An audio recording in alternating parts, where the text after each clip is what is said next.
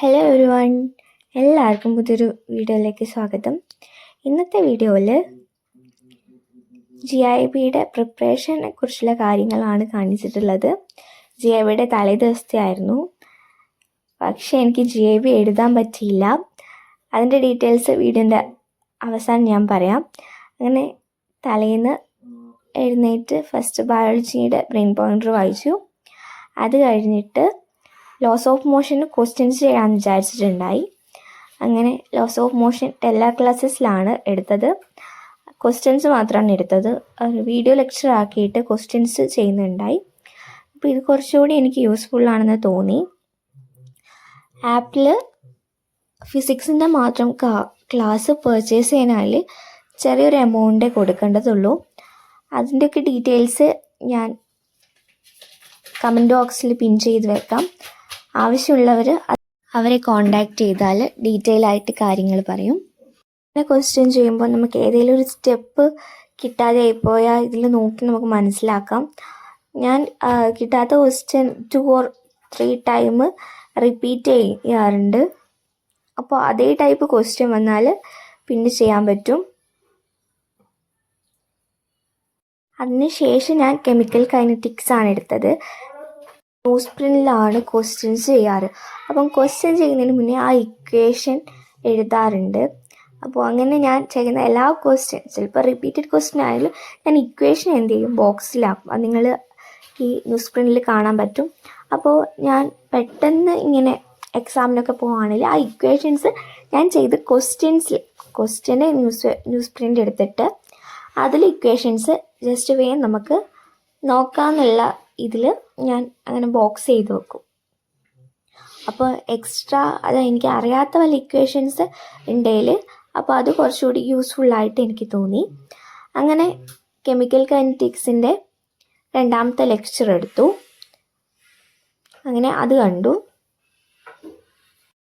അതിന് ശേഷം ഞാൻ കെമിക്കൽ കൈനറ്റിക്സിൻ്റെ തന്നെ, അതായത് ഇമ്പോർട്ടൻ്റ് ആയിട്ടുള്ള റിലേഷൻസ് ഉണ്ട്. അതായത് zero order reaction, first order reaction, half ലൈഫുമായിട്ട് ബന്ധപ്പെട്ടിട്ട് വരുന്ന ഇക്വേഷൻസൊക്കെ ഡീറ്റെയിൽ ആയിട്ട് നോക്കി. അത് കഴിഞ്ഞിട്ട് മോഷനിനെ സ്ട്രെയിറ്റ് ലൈൻ ചെയ്തു. അത് കഴിഞ്ഞിട്ട് പിന്നെ ഞാൻ ചെയ്തത് some basic concept of chemistry ആണ്.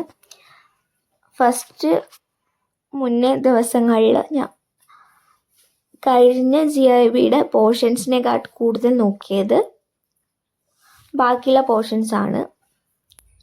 അങ്ങനെ തലേന്നാണ് ഞാൻ ബാക്കിയുള്ള പോർഷൻസ് എന്ന രീതിയിൽ ഫസ്റ്റ് GIBയുടെ ടോപ്പിക്സ് ഡീറ്റെയിൽ ആയിട്ട് നോക്കിയത്. അത് കഴിഞ്ഞ് some basic concept of chemistry എടുത്തു. ക്വസ്റ്റ്യൻ ചെയ്യാനിരുന്നു. എല്ലാവരുടെ പഠിത്തമൊക്കെ ഇങ്ങനെ പോകുന്നു. കഴിഞ്ഞ വീഡിയോയിൽ ഒരു കുട്ടി ചോദിച്ചിട്ടുണ്ടായിരുന്നു സ്റ്റഡി ചാലഞ്ച് വെക്കാമോ എന്ന്. അപ്പോൾ വെക്കാൻ പ്ലാനൊക്കെ ഉണ്ട്. അപ്പോൾ അതിൻ്റെ ഡീറ്റെയിൽസ് ഞാൻ അടുത്ത വീഡിയോയിലായി പറയാം.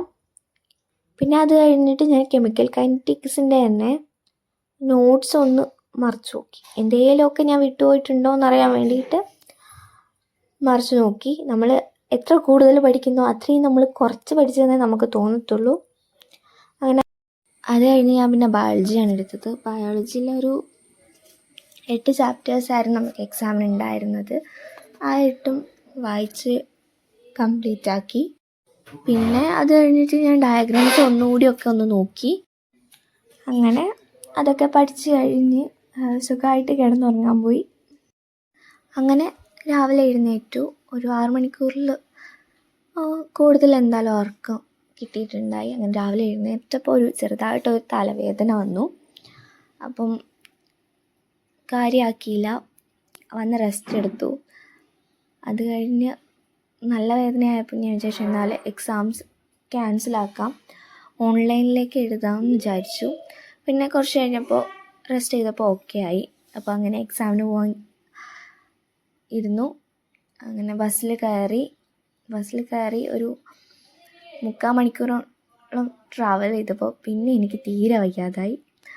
ആകെ എന്തായാലും എക്സാം സെൻറ്റർ വരെ എത്തില്ല എന്ന് ഉറപ്പായി. അപ്പോഴെ തന്നെ എന്ത് ചെയ്തു എന്ന് വെച്ചാൽ അടുത്തുള്ള ഹോസ്പിറ്റലിൽ പോയി അവിടെ ഇരിക്കുകയാണ് ചെയ്തത്. അപ്പോൾ ഓക്കെ ഗൈസ്, അടുത്ത വീഡിയോ ആയിട്ട് അടുത്ത ദിവസം കാണാം.